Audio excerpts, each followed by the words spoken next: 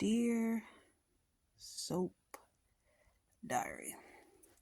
Nothing beats a Jet 2 holiday. And the Jet 2 holiday is officially over, you guys. The Jet 2 holiday is officially over for everybody, okay? Everybody's home. Everybody has to face the music, and the chickens are coming home to roost. Why, Jocelyn, why are you in the bed with that boy, okay? Or that old man? Just nasty, just creepy, just doing it again after traumatic experiences, just sickening. They got caught by Brandon, who yelled at them for basically coming back with nothing because they went all the way out there and came back with nothing. Risked their life, failed the op, blew their cover, almost got killed someone, all that, and came back with zilch nada. Plus, he now knows that Jason knows what's going on, and that scares the crap out of him because Jason can blow up his whole relationship with Carly. And he ain't trying to lose that, even though he put the whole relationship at risk by recruiting Jocelyn and basically forcing her to unalive someone. Britt's chickens also came home to roost because after OBRECHT came too and they got home, she smacked the hell out of Britt. Hold on. She whooped her, okay? She definitely gave her the good old mama slap, that good old open hand bow. Something that make a sound. Knocked her hair across her head. Threw her hair across her face, okay? Britt got whooped by her mama, child. And she deserved every bit of it because why did you do what you did? It was revealed that Britt was in on the whole faking her death thing. I didn't think that she was. I thought she got kidnapped. I thought they asked her to do it. She said no, but they took her anyway. But instead, she was in on it. For what reason, we don't know. Well, actually, we do know because she was supposed to be sparing her mother the pain, but she put her mother through the pain of years of grief. So I was like, wow. And her mother is upset, rightfully so. This episode, I just feel like we just need to get straight to it. Just go straight into it. Like, it really is no need for a long-winded conversation. It was hard for me to get this episode. I kept getting distracted. But I finally finished the episode. I've been trying to watch it from like 5 something. It's now after 9. So Brick meets with Sunny at the office and they talk about how they made it look like it was Drew who gave the money to the judge. I'm like, exactly. This is what I wanted to see. I wanted Drew being taken down bit by bit by bit by bit. First starting with that so-called congressman seat. I'm a sitting congressman. That congressional seat that he was holding on to. Yeah, take that away first. Start stripping away his power. Then y'all gonna get his house foreclosed or something. So they made it seem like he gave the money to the judge for Michael to get custody so he could have Willow all to himself, and then eventually try to get the kids back. Or they could say that his motive was that was for Willow to get her kids, but the lady passed away before. And they were able to, well, actually, no, that wasn't making any sense. So they're going to say that he's paid her off so that Willow loses her kids. And so a congressman paying off a judge is illegal. He would lose his seat in Congress, which would knock a lot of wind out of him and a lot of his power away from him as well. How about shooting a sitting congressman? All right, what about a standing congressman? They had... Hold on, y'all. It's giving too much gloss. A little too much lip color. Not enough gloss. But anyway, they came up with a good idea, and I'm so glad everybody in this town finally started using their brains and stopped just shooting off their mouth. He got Brick to cover the records, and Brick ended up slipping into the house and putting the files in the safe before Drew was able to get pew-pewed. So he didn't even, he's not even a suspect. And no one even knows he was ever there. And Kai wasn't able to get this stuff out of the safe. So it's perfect because Drew will never know. They planted it right there. When they search Drew's home, boom. He's losing everything. So at the Biden Cafe. I never heard of no bad at Biden Cafe. But anyway, Emma brags to Gio that she's so close to nailing Dalton, and then Dalton walks in because Emma was timing the whole thing. She's been stalking him, and she was like, "Here's some cheesecake, Bookie." You know, she's trying to really endear herself to him. And you know, he's a creep, so he's eating this all up with his weird tail self. Let me see. Yes. What else? We're gonna scratch all this because we really don't care. Anyway, Jason confronts Anna. Actually, we're gonna go back to Britt. Britt is talking to her mother. Her mother wants answers because, girl, where the hell have you been? And why were you not in town? And she's just like, "Oh, Mom, I'm tired. Can we talk about this later?" And she's like, "Absolutely not. We're going to talk about this right now because where have you been? I've been grieving for almost 3 years. Where have you been, girl?" But, you know, Britt is trying to be evasive. She's like, "Oh," she ends up telling the truth that, you know, she found this program that, you know, contacted for the program, whatever. And she went, and Obrecht, like I said, smacked the hell out of her like she should, because why would you do that to your mother?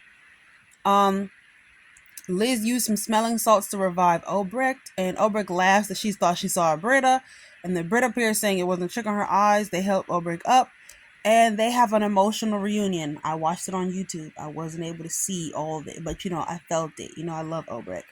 Obrecht cries that she dreamt of this moment, but how is this possible? Where they've been? And Britt says they could discuss that later. Dante and Lulu are literally seething, okay? Because they do not want her to run into Rock Nation. Okay, Britt and Dante, they trade snide remarks, and Nina tells them, "Look, this is a lot going on. It's a beautiful moment. Let's not ruin it because y'all have ill will towards my cousin." Okay, so she hugs her and she's like, "I missed you so much." Like, and she's like, "Yeah, I missed y'all too." And Lulu's like, "Look, Liz, go keep that boy Rock Nation in the room because I do not want him to see this woman." And she's like, "Ben is here?" And they're like, "Look, his name is Rocco, and you definitely know that. And he's not your concern. He's not your child." And then she's like, Obrecht's like, "Look, we need to go to the pharmacy to get," Britt's like, "Look, okay, that's fine. I need to go to the pharmacy to go get my medication." She's like, "Can you wait till tomorrow? Like, hopefully you don't die or whatever, but, like, you wait till tomorrow. I really don't want Rocco to see you in the hospital at all. Like, girl, just don't even get your life-saving medication because I do not want my son to see you." And she's like, "Yeah, okay." And then she's like, "What, the child I brought into this world can't see me? Fine. One night without my meds won't kill me." They was mad because she said the child that she brought into this world, right? And, you know, Charlotte is still looking for Outback, and I think she tells Gio that she's looking for Outback. Emma keeps flirting with Dalton, and Charlotte has a lot in common with Rocco in the sense where they both were brought into the world by surrogates. They both, you know, and were raised by surrogates for a while. Lulu didn't even know about them. You know, they thought other people were their parents. They had a lot of different other parents. Like, Brad was supposed to be Rock Nation's father at one point. Patrick was supposed to be Rock Nation's father at one point. Like, Nicholas was Rock Nation's stepfather at one point.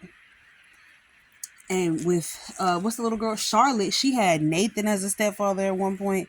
She had, well, as a father at one point. She had Dante as a stepfather at one point. She had Dustin. She had, what's the other boy name? She had Griffin as a father at one point. She had a lot of dads. So they both have, you know, a lot that they've gone through, but Charlotte remembers her ordeal and she's able to process it better. A lot better than Rock Nation is, which is crazy. I guess, I don't know. I don't know why Charlotte didn't have this issue. Well, she did, but they kind of just threw up under Nina. She's attached to Nina now, but, like, why is she not asking about Claudette? Anyways, they flip out and they're upset and they're like, we can't let Rock Nation find out on his own.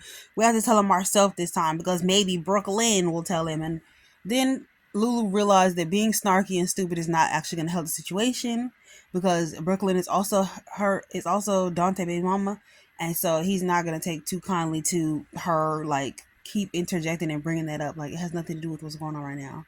We're talking about our son, not my other baby mama. Like, what? You got another baby daddy, and I got to deal with that. They can't believe this is happening. They go home.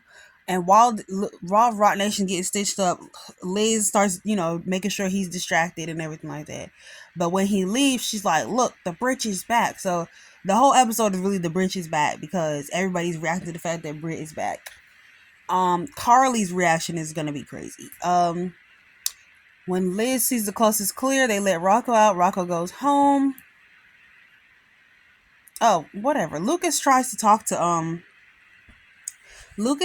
to Liz, and they basically talk about how, like, he needs to tell Brad, and she's like, "That's the worst thing you can do because Brad, you don't want that drama back in your life because you're with Marco." Honey, Marco is way more drama than Brad is. Quiet as it's kept as it is quiet. She's like, "That's the last thing you need to do," and he's like, "That's not what I want to hear, but that's what I needed to hear." And she's like, "Yeah, because Lucas, not Lucas, because Brad could have been part of it because he just as messed up as she is, and he's done horrible things as well." And he's like, "Look, he let you believe that Wiley was your son for 2 years, lied in your face every day for 2 years." And he's like, "Oh, but he did that for me." And I'm like, "What?" They gotta stop with this. Like, does the script not portray the gravity of the situation? Do these actors not know that you can look this stuff up on Google and watch it on YouTube so you can see the effect it has, so they don't laugh and kin your teeth about kidnapping of your own nephew and faking hiding the death of your adopted child and stuff? Like, what?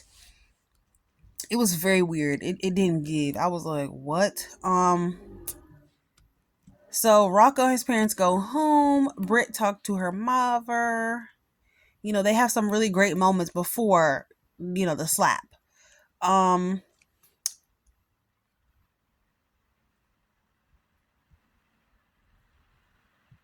want to know how Britt staged her death. I really do. I really want to know, like, was it a drug she was given? I don't know. So Dante and Lulu go home to tell Rocco the truth, Rock Nation the truth, and he about to go get on the pet app, and Lulu like, "Yeah, go ahead, do that." And Dante's like, "No. Before you do that, we have to talk about something." So they talk, and Charlotte shows up too. So she's hearing on it. They don't have any answers regarding her return, blah blah. So basically, they tell him that Britt is back, and he's like, "Can I see her? She's my mom. I love her." And he realizes that she showed up at the hospital when he was there. So he was like, "You guys are intentionally keeping me from my mother, and I won't allow it." So just let him go see his mama, since he want to see his mama so damn bad. Joss and Vaughn come back. Girl, Joss and Vaughn went to Australia tomorrow. They wanted to keep up her cover. And they head back to the cabin and immediately get right in the bed because nothing beats a Jet 2 holiday other than getting screwed after trauma. So, they talk and they're like, "Oh my gosh, what happens when we get back to the real world? We're so passionate." And he's like, "Yeah, we're so passionate, because everything we went through was so intense. So we're going to DIE, girl. Yeah, yeah. Give me that old whatever you got going on that you only get to that point when something. I'm sorry, y'all. You only get to that point when something bad happens, girl. Yeah. I'm about to shoot at you real quick. See what's what. See if it helps make it more intense for us." So Brennan walks in and they're like, "Oh my God, girl." Brennan was so mad when he saw they stinking behinds in the bed. Oh my God. He was like, "It smells horrible in here." So he was like, "Get yourself together, open a window, use some Odo band, put your clothes on, nasty." Talking about, "Oh, y'all Mrs. and Mrs. Nash for real, huh?" They supposed to be doing a Mr. and Mrs. Smith type BS, but we don't believe it. So they get dressed. Joss get dressed fast as hell. I guess she just threw on a dress. I don't think she put her drawers on. And the other boy, I think he put drawers on and shorts and a shirt. And they open the door for Brendan to come in. He like, "Yeah, because it needs some air in here." So Joss explained that she knows Britt and that they thought they could use Britt to get intel. He's like, "Did you get anything from her?" "No." "Did you get anything from anybody?" "No." "Do you have any pictures and videos?" "No." Um, "Did you do anything for the mission?" "Absolutely not." He was so pissed. So they realized it was Colette. He tells them it was Colette, and Jack is like, "Well, how come y'all aren't dead?" And they're like, "Well, Jason saved us. We were also supposed to be test dummies." And he's like, oh my God. So in Sonny's office, Brick asks if Michael has an alibi. Carly doesn't know, so Brick says he'll see what he can do about one. They agree that they must protect Michael from the fallout of Drew's incoming accusations. Carly quips that they'd all be better off if Drew was unalive, and Sonny was like, you ain't wrong.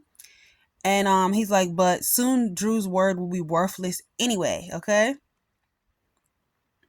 These darn recaps be having like so much going on. Like, child, who want to be talking about all this? I think I covered most of everything. I did just want to say that